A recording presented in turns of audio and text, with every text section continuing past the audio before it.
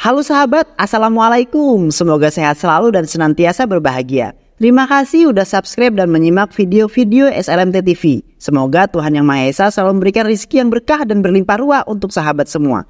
Nah, kali ini SLMT TV akan membawakan alur cerita film yang berjudul Japan 2023. Gak perlu banyak basa-basi, ini dia alur ceritanya.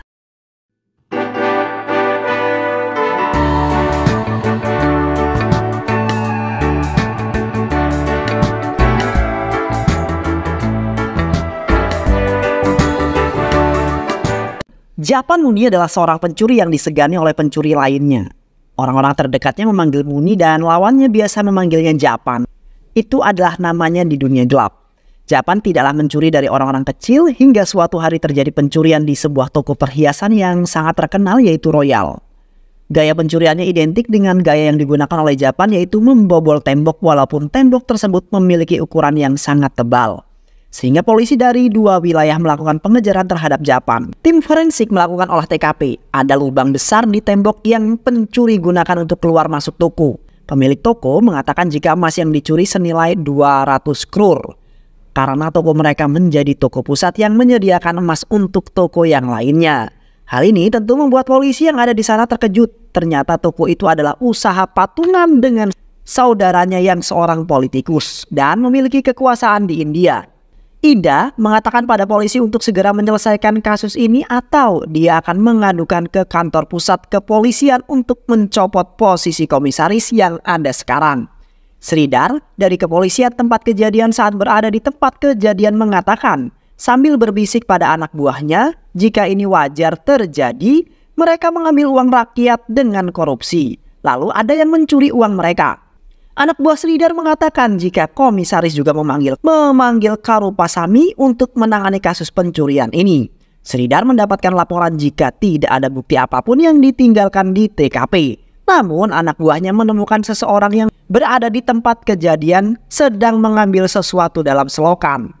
Ternyata orang yang terekam kamera itu adalah seorang pengayak selokan gunanya untuk mencari sisa pembuangan dari emas yang diolah oleh toko emas. Di sebuah tempat ada penduduk yang berprofesi jadi pengayak selokan yaitu dekat danau Ukadam. Sridhar datang ke sana dan mendapatkan penjelasan mengenai pekerjaan mereka yang mengambil tanah dari selokan tempat pembuangan di toko emas untuk mencari sisa emas yang ikut terbuang bersama air dan juga asal-usul mereka yang tidak berasal dari Ardar. Sridhar mendoakan mereka agar memperoleh kehidupan yang lebih baik dan juga dia mencari informasi mengenai siapa orang yang berada di sekitar toko perhiasan Royal sebelum kejadian pencurian.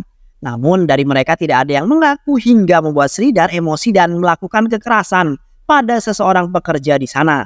Sridhar mengancam akan membuat hidup mereka susah jika dia tidak mendapatkan informasi siapa pekerja yang berada di dekat toko Royal.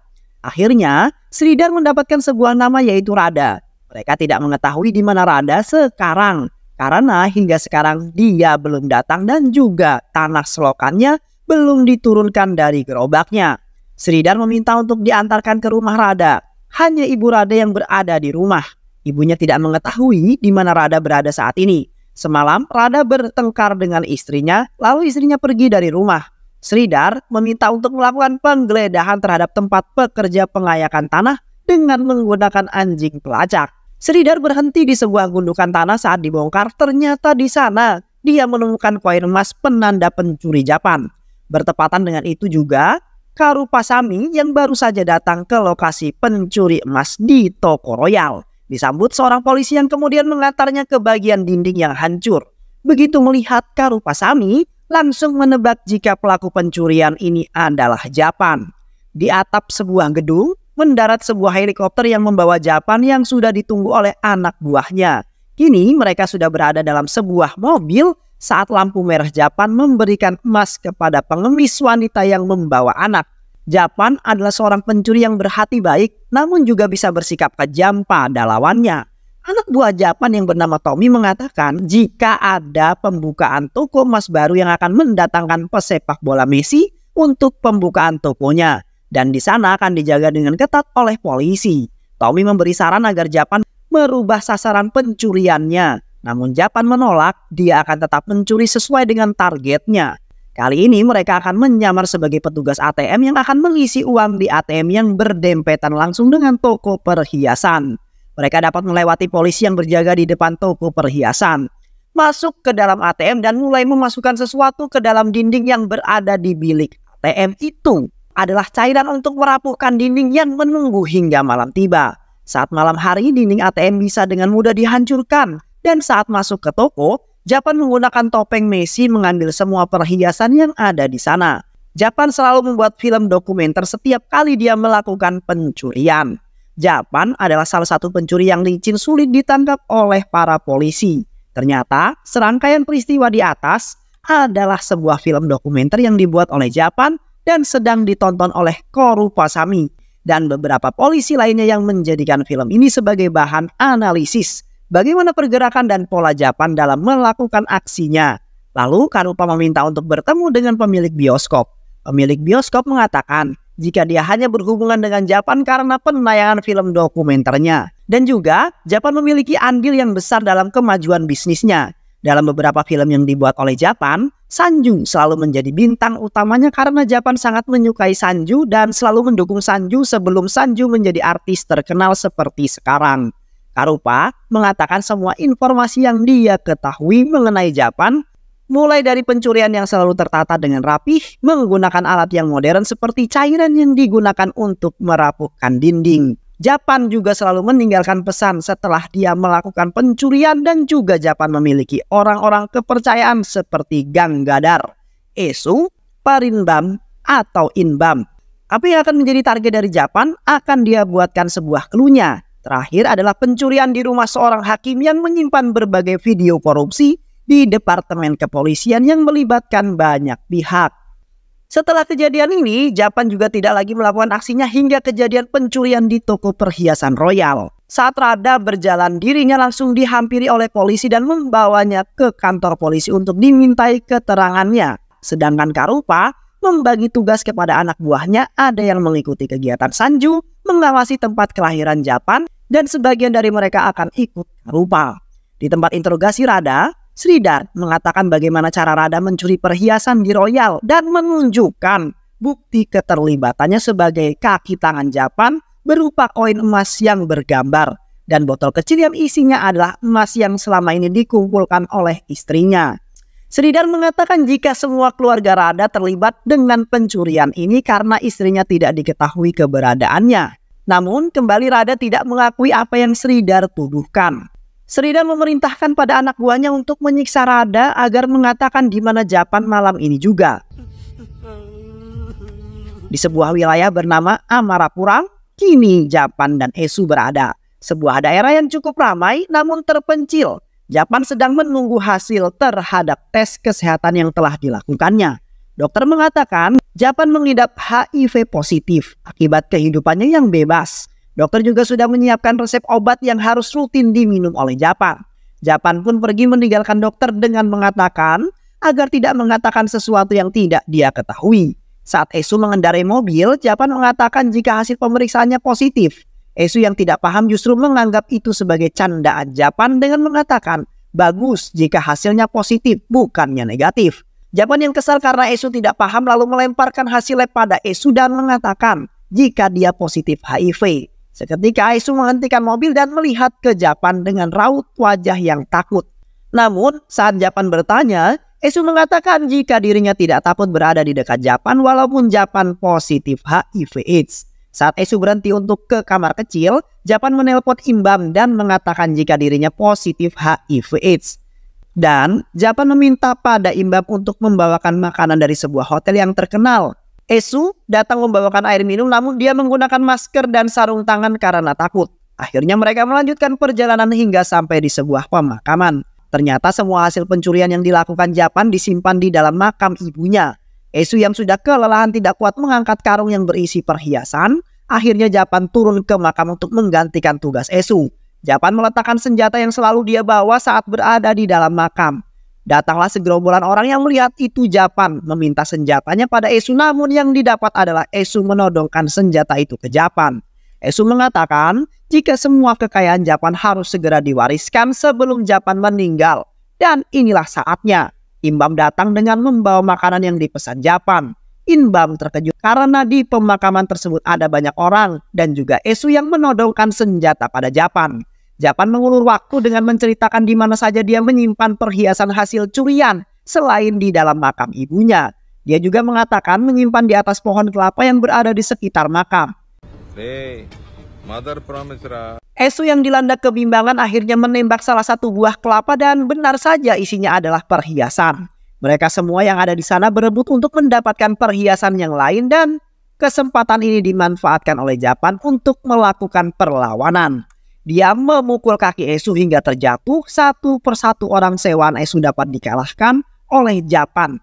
Ketika Japan sudah berada dalam mode perang, dia tidak akan memiliki belas kasihan pada siapapun. Apalagi pada orang yang sudah mengkhianati dirinya. Hanya karena harta dan kekuasaan. Esu memohon ampun pada Japan namun tidak ada toleransi untuk Esu. Esu tewas di samping makam ibunya Japan dengan banyak luka tembak di tubuhnya. Japan membuat kerangka ibunya menggunakan perhiasan yang selama hidupnya tidak pernah digunakan. Japan dan Inbam melanjutkan perjalanan saat Japan mabuk. Dia membagi-bagikan perhiasan yang dibawa pada orang-orang yang dia temui di jalan. Inbam berhenti di jalan ketika dia ingin buang air kecil dan saat ini Japan sadar dari mabuknya dan bertanya kemana semua perhiasan yang dibawanya sambil menodong senjata ke Inbam. Namun Inbam dengan santai menanggapi semua ucapan dan kelakuan Japan karena dia tahu jika Japan tidak akan menembaknya. Kebetulan sekali mereka berhenti di depan baliho Sanju yang kemudian Japan menembak baliho tersebut dan mencari nomor telepon manajer Sanju yang juga merupakan anak buahnya. Japan menceritakan awal mula dia bertemu dengan Sanju. Data Sanju masih mengenakan seragam SMA dan memperoleh peran yang berhubungan dengan pencuri dan polisi. Japan membantunya agar menjadi artis terkenal namun yang dia peroleh adalah pengkhianatan. Pengkhianatan akan cinta tulus yang diberikan oleh Japan pada Sanju. Sanju tidak ingin lagi mengenalnya karena sudah terkenal. Polisi masih saja mencari keberadaan Japan. Salah satu anak buah Karupa memberikan informasi jika dia sudah mendapatkan kabar mengenai jadwal syuting Sanju. Lalu saat teleponnya berdering, Karupa mendapatkan kabar jika telah terjadi pembunuhan di pemakaman Mulakadu di wilayah Kombatore dengan korbannya yaitu Esu anak buah Japan. Dan mereka di sana juga menemukan koin ciri khas milik Japan setiap kali melakukan aksinya. Karupa meminta timnya untuk mengawasi pergerakan di gerbong tol. Sementara itu di tempat yang dijadikan markas untuk menyekap Rada, seorang polisi yang membantu Rada memberikan teleponnya karena ibunya menelpon. Menanyakan kabarnya, ibunya bertanya keberadaan menantu dan cucunya yang tidak pulang ke rumah. Bahkan mereka juga tidak pulang ke rumah orang tuanya. Rada yang merasa khawatir ingin pergi dan mencari keberadaan istri dan anaknya namun ditahan oleh polisi itu dengan mengatakan jika Karupa sudah lebih dekat dengan keberadaan Japan. Jika Japan tertangkap maka Rada akan dibebaskan. Karupa memerintahkan anak buahnya untuk memutar balik kendaraan dan menuju Muntaga ke tempat Sanju akan melakukan syutingnya. Karupa meminta anak buahnya untuk tidak menghadang Japan. Jika mereka melihat Japan melewati tol, Karupa sudah menyiapkan jebakan untuk Japan di lokasi syuting Sanju. Saat akan memesan minuman teh hangat, Karupa menodongkan senjatanya dan mengatakan rencananya untuk menjebak Japan atas bantuan dari manajer Sanju. Manajer yang ketakutan akhirnya menyetujui rencana Karupa. Dan benar saja, ternyata Japan datang ke lokasi syuting tanpa takut sedikit pun. Berjalan sambil mengamati Sanju, Sanju yang melihat Japan langsung turun dan mengatakan jika dia akan istirahat. Melihat Sanju akan pergi, Japan naik ke atas panggung tempat tadi Sanju menari dan memanggil Sanju. Sanju berbalik dan senyum palsunya akan menyentuh kaki Japan, namun ditolak oleh Japan. Japan mengeluarkan pistol yang membuat semua yang ada di sana ketakutan. Sedangkan Japan meminta agar syuting tetap dilakukan saat adegan Sanju bertahan di atas. Polisi yang sudah mengintai terlebih dahulu berlari dan mengepung Japan. Japan menjadi rebutan antara Karupa dan Sridhar. Japan memanfaatkan kesempatan ini untuk melarikan diri dengan menembak ke arah polisi. Japan selalu membawa senjata kecil di belakang bajunya sehingga mereka berlarian dan Sanju yang akan terjatuh segera ditangkap oleh Japan dan dibawa pergi dari sana. Sridhar juga ada di sana dan hendak menangkap Japan namun gagal.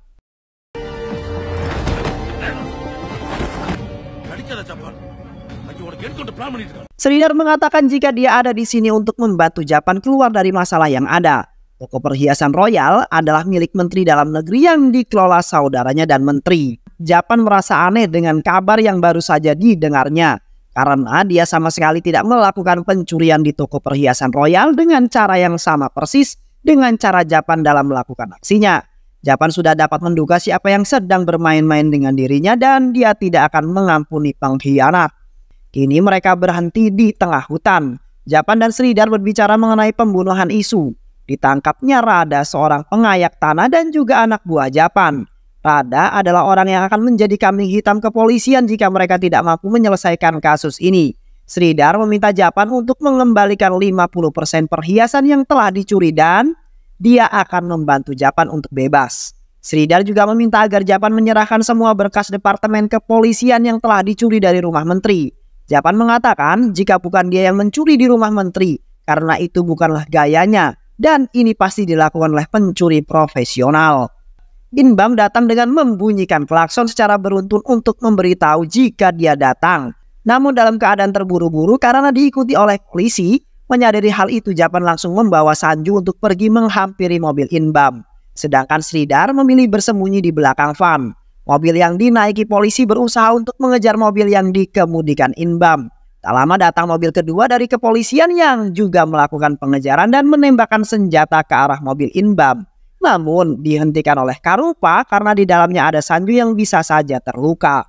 Cukup lama terjadi pengejaran akhirnya. Japan mengeluarkan senjatanya dan menembak kedua mobil yang berada di belakangnya, menyebabkan mereka tidak dapat melakukan pengejaran. Namun mobil yang digunakan Japan pun mengalami kerusakan dan mereka tinggalkan. Seluruh polisi mendekati mobil tersebut, namun di mobil tersebut mereka hanya menemukan Sanju saja. Sridhar menelpon anak buahnya yang bertugas menyiksa Rada agar mengaku jika dia adalah orang suruhan Japan dalam pencurian di toko perhiasan Royal. Namun hingga saat ini Rada tidak juga mau mengaku, hanya memohon ampun walaupun sudah mendapat banyak siksaan dari polisi. Rada yang dalam keadaan setengah sadar teringat istri dan anaknya mulai dari lahir hingga saat mereka akan merayakan ulang tahun anaknya. Rada yang tidak mendapatkan pinjaman akhirnya memutuskan untuk pulang dan mengambil simpanan emas yang istrinya kumpulkan dan ditukarkan dengan lotre. Namun emas itu diambil oleh orang lain karena Rada masih memiliki sangkutan dengannya dan Rada pulang dalam keadaan mabuk. Istrinya menunggu di depan rumah dalam keadaan hujan deras dan meminta agar Rada mengembalikan emas tersebut. Tidak ada penyelesaian, istrinya memutuskan membawa anaknya untuk pergi. Saat itu juga Rada memohon agar emas milik istrinya dikembalikan. Setelah dikembalikan, Rada berjanji akan berubah. Dia melakukan upacara ritual dengan memangkas habis rambutnya sebagai awal hidup barunya. Rada bersumpah jika dia tidak melakukan kejahatan apapun. Sementara itu keberadaan Japan dan Inbam masih belum diketahui polisi. Mereka menumpang kendaraan lain menuju Wayanad. Japan mengatakan jika ada seseorang yang sedang menggunakan namanya untuk melakukan kejahatan dan mencuci tangan atas kejahatan yang mereka lakukan. Akhirnya, mereka sampai di sebuah apartemen. Penghuni apartemen ini juga merupakan anak buah Japan. Istrinya adalah seorang polisi dan suami yang bernama Narayana berprofesi sebagai pengacara. Dua polisi dan dua wilayah yang berbeda melakukan kerjasama karena mereka harus menyelesaikan kasus ini secepat mungkin atas desakan dari menteri. Di dalam apartemen, istri Narayana mengatakan jika polisi sedang melakukan pencarian besar-besaran dan menurut Narayana, kasus pencurian yang melibatkan Japan membuat heboh seluruh lapisan masyarakat dan juga pemerintahan karena jumlah pencurian terbesar saat ini. Japan sedang mengingatkan siapa saja yang mungkin terlibat dalam konspirasi ini. Japan menelpon Narayana dan memintanya untuk menyelidiki kasus-kasus yang berada di Kerala, Andhra, dan Tamil Nadu. Dan Japan memerintahkan pada Inbam untuk menghubungi Gangadhar untuk menyiapkan senjata dan semua keperluan mereka selama berada di Ramjil Nagar. Sekarang Japan, Inbam berada dalam mobil dan menunggu laporan yang sedang dicari oleh Narayana. Hanya kasus biasa yang tidak ada hubungan dengan kasus pencurian emas di toko Royal. Sridhar menelpon Japan dan mengatakan jika Japan meninggalkan jejak saat melakukan pencurian di Royal dan Sridhar sudah mengirimkan video tersebut. Saat melihat video itu, Japan menyadari satu hal, yaitu pelaku pencurian itu adalah orang dekatnya, yaitu dari kebiasaan yang sudah dihafal luar kepala oleh Japan. Ternyata Gangadhar adalah pelaku pencuriannya. Japan memerintahkan Inbam untuk menghidupkan telepon milik Isu Dan ternyata isu mengkhianatinya dari awal. Segala gerak-gerik Japan isu laporkan pada Gangadhar. Japan menyusun rencana agar Gangadhar keluar dari persembunyiannya karena hingga saat ini Gangadhar tidak mengangkat telepon dari Inbam. Dalam perjalanan menuju Ramjinagar, Japan meminta pada Narayana untuk membelikannya teh. Di dalam mobil, Japan mengatakan pada Inbam untuk mengirimkan pesan pada grup chat pengacara yang ada di HP Narayana yang isinya adalah kabar jika Japan sudah meninggal dan mayatnya ditahan oleh polisi. Berita kematian Japan sudah menyebar dengan cepat dan akhirnya Gangadhar memakan umpan yang dilemparkan oleh Japan. Tempat pertemuan sudah disepakati oleh Gangadhar dan Inbam. Sedangkan di kantor polisi Kalpeta, Karupa sedang melaporkan pada atasannya jika kematian Japan hanyalah berita fiktif belaka yang sengaja disebarkan, mungkin oleh Japan sendiri, dan Karupa juga melaporkan. Dia meminta agar komisaris besar menghubungi kantor wilayah Wayanad untuk mempersiapkan penyerangan. Di sebuah kedai minuman keras, Inbam dan Gangadhar bertemu. Gangadhar berpura-pura bersedia atas kematian Japan, namun tanpa dia ketahui, Japan sudah berdiri di belakangnya dengan menodongkan senjata. Pengunjung kedai berlarian keluar untuk menyelamatkan diri. Mereka dan di luar sana polisi yang sudah mengepung kedai itu juga terkejut melihat Japan. Bahkan banyak dari mereka yang belum pernah melihat wajah Japan. Gangadhar masih saja berpura-pura tidak melakukan kesalahan hingga membuat Japan kesal, dan karena bunyi benda pecah maka polisi di luar segera melakukan penembakan. Terjadi tembak-menembak dan juga perkelahian antara Japan dan Gangadhar. Gangadhar berhasil melarikan diri dari sana. Kini hanya tinggal Inbam dan Japan yang menghadapi polisi dengan senjata yang diberikan oleh Inbam. Japan dapat menjatuhkan polisi satu persatu, bahkan Karupa pun tertembak kakinya dan Japan membawa serta bersamanya. Mobil berhenti, Japan keluar dan mengatakan biar dia menyelesaikan bagiannya terlebih dahulu. Bukan dia yang melakukan pencurian saat Karupa akan menunjukkan bukti keterlibatan Japan. Japan lebih dulu mengeluarkan video yang dia dapatkan. Karupa terkejut karena Japan mendapatkan video tersebut. Japan menunjukkan video Gangadhar yang sedang berpesta dan mengatakan jika dia seharusnya bisa membunuh Gangadhar di kedai jika tidak mendapatkan gangguan dari polisi. Dan akan dia pastikan jika Gangadhar tidak akan melihat mentari pagi lagi esok hari sebelum Japan akan mengantarkan Karupa ke RS untuk mendapatkan perawatan. Karupa yang mendapatkan perawatan akan ditinggal oleh Japan, namun dia mengatakan agar Japan membawa serta dirinya ke Ramjinagar. Dengan berbagai pertimbangan akhirnya Japan membawa Karupa. Tiba di Ramjinagar, Japan menunggu orang yang akan membantunya. Datang bukan tanpa persiapan. Orang pertama yang datang adalah seorang ahli pembuat bom yang dimodif sehingga bentuknya seperti buah siwalan. Satu lagi datang, dia adalah seorang juru kamera. Namun dengan menggunakan drone, misi akan segera dimulai dengan melemparkan bom ke arah pemukiman penduduk. Namun gagal. Percobaan kedua baru membuahkan hasil. Mereka yang berada di pemukiman mulai siaga dengan kedatangan Japan.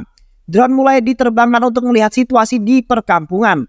Kini Japan sudah berada dalam perkampungan dan mulai terjadi perkelahian dengan anak buah Gangadhar. Pembuat bom pun ikut turun ke perkampungan dan melemparkan bom ke arah anak buah Gangadhar yang telah mengepung Japan. Akhirnya, Japan dan Gangadhar bertemu, namun baru anak buahnya yang maju dan juga mengalami kekalahan seperti yang lainnya. Setelah itu, Gangadhar maju dan saling menyerang. Japan sempat mendapatkan beberapa luka tusuk namun tetap tidak tumbang. Ketika tersulut emosi, kekuatan Japan tidak terkalahkan. Gangadhar mengakui jika dia yang melakukan pencurian untuk menjebaknya. Namun yang memiliki ide itu adalah komite yang diwakili oleh pemilik toko grosir yang pakaian Gupta di Wayanad. Akhirnya Gangadhar tewas di tangan Japan. Karupa yang mendengar semua yang dikatakan Gangadhar kini mengikuti Gupta untuk mencari informasi lebih lanjut. Di gudang grosir milik Gupta, Japan dan Karupa kali ini bekerja sama saat Japan menggertak Gupta. Karupa menyelesaikan masalah anak buah Gupta yang berkumpul di sekitarnya. Gupta mengatakan jika ini semua adalah ide dari Mites, keponakannya. Saat Japan membawa Gupta keluar dari gudangnya, di luar sudah menunggu banyak polisi yang menodongkan senjata pada Japan. Japan pun pergi bersama polisi itu. Karupa memberikan laporan pada komisaris mengenai apa yang didengarnya dari Gupta. Bahkan, komisaris sendiri pun tidak percaya kenapa Mites harus mencuri dari tokonya sendiri. Ternyata, ini semua berhubungan dengan pemilu yang akan dilaksanakan. Mites adalah penyumbang dana terbesar saat pemilu. Dan saat ini Mites mengalami kebangkrutan karena bisnis yang lainnya tidak berjalan dengan baik. Mites tidak sendiri, dia bersama dengan dua orang dengan dua orang iparnya, dan untuk menjaga kerahasiaan mereka, akhirnya mereka menyusun rencana mencuri di tokonya sendiri. Menteri Dalam Negeri pun berada dalam genggamannya karena Mintes merupakan penyokong keuangan menteri saat kampanye, sehingga dia mengeluarkan perintah untuk membunuh Japan dan semua harus selesai hari ini juga kepada Komisaris Besar Kepolisian. Sridhar sudah membuat skema dan orang yang akan menjadi kambing hitamnya yaitu Radha. Radha akan dibawa pergi ke RS dan kemudian diantarkan pulang setelah sebelumnya diberi pakaian yang layak, dan mereka juga membawa Japan dalam satu mobil yang sama. Mereka tiba di tempat yang akan dijadikan tempat penimbunan emas hasil curian. Saat Sridhar akan menembak Radha, Japan mengatakan untuk membebaskan Radha. Atas bantuan polisi yang baik, Radha dibantu untuk meninggalkan tempat tersebut dengan membawa emas yang selama ini dikumpulkan oleh istrinya. Japan mengatakan jika dirinya yang akan menjadi penggantinya. Japan menembakkan beberapa kali tembakan ke tanah hingga Sridhar dan dua orang polisi lainnya juga menembak Japan hingga tewas di atas bebatuan. Cerita berakhir, kisah seorang pencuri yang cerdas bernama Japan harus menyelesaikan sebuah kasus yang membawa namanya walaupun dia tidak melakukan pencurian tersebut. Namun metode yang digunakan benar-benar miliknya karena ini dilakukan oleh anak buahnya yaitu Gangadhar. Ternyata Gangadhar bukanlah pelaku utama. Ini merupakan bagian dari politik yang akan menggunakan kambing hitam untuk menyelamatkan kehidupan mereka. Mintes dan kedua iparnya lalu Menteri Dalam Negeri pun juga terlibat. Kasus ini tidak terselesaikan dengan sempurna karena penjahat utamanya belum tertangkap. Dan film pun selesai.